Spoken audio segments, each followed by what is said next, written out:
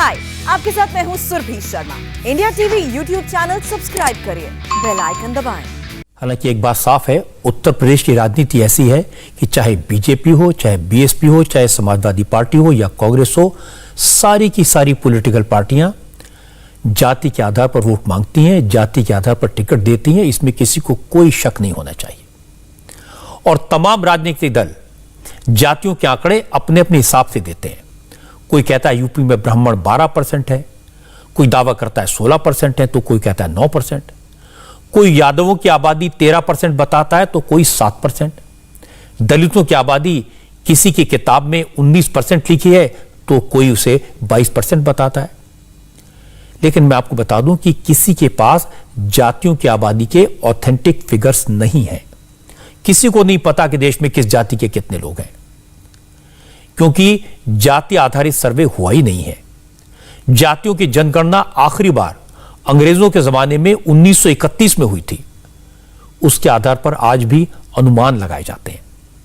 हालांकि 2011 में जातिगण जनगणना हुई थी जो 2016 तक चली, लेकिन उसके नतीजे जारी नहीं किए गए। इसीलिए जातिगत जनगणना के आखिरी आंकड़े 1931 के हैं। उसके बाद तो जैसे कहावत है कि गंगा में बहुत पानी बह चुका, बहुत कुछ हो गया, बहुत कुछ बदल गया। देश की आबादी 35 करोड़ से बढ़कर 135 करोड़ हो गई। इसलिए कोई यह नहीं बता सकता कि किस जाति की आबादी कितनी है। हां, यह बात तय है कि इस अनुपात के हिसाब से देखें तो पिछड़े सबसे ज्यादा हैं, फिर दलित हैं और सबसे कम आबादी सवर्णों की है। इसीलिए आप देखते होंगे कि सबसे ज्यादा सियासत पिछड़ों और दलितों के नाम पर होती है। मामला तो वोट का है। तो जो पार्टियां पिछड़ों दलितों की सियासत करती हैं, वो जातिगत जनगणना की मांग को हवा भी दे रही हैं।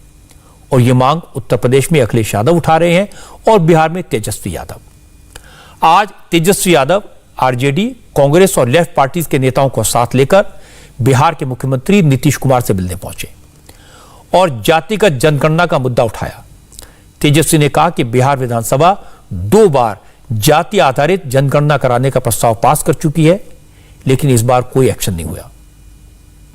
तेजस्वी ने नीतीश कुमार से कहा कि वो बिहार असेंबली से पास किए गए प्रस्ताव को केंद्र सरकार के पास भेजें और ये मांग करें कि केंद्र सरकार जल्दी से जल्दी जातिगत जनगणना के आंकड़े जारी करे। नीतीश कुमार ने इस मुद्दे पर तेजस्वी को सहयोग का वादा किया। तेजस्वी यादव ने कहा कि नीतीश कुमार ने कहा कि वो इस मामले में सारे तथ्य जुटाकर जल्दी से जल्दी प्रधानमंत्री नरेंद्र मोदी को चिट्ठी लिखेंगे। हालांकि तेजस्वी ने इससे आगे एक और आगे की बात कह दी।